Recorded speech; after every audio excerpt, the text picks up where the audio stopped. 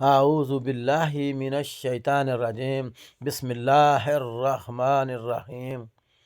نبی صلی اللہ علیہ وآلہ وسلم نے فرمایا، تم میں سے بہترین وہ ہے جو اپنے اہل و عیال کے لیے بہترین ہے، جو اپنے اہل و عیال کے ساتھ اچھا برتاؤ کرے۔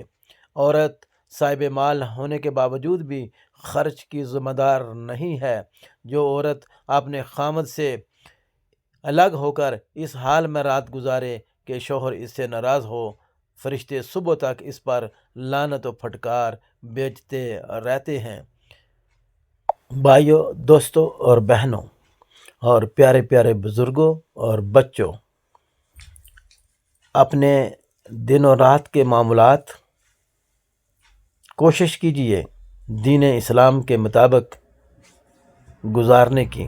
اسی میں آپ کے لیے بھی بہتری ہے، آپ کے اہل و عیال کے لیے بھی بہتری ہے، اور اللہ کے ہاں بھی سرخرو ہوں گے۔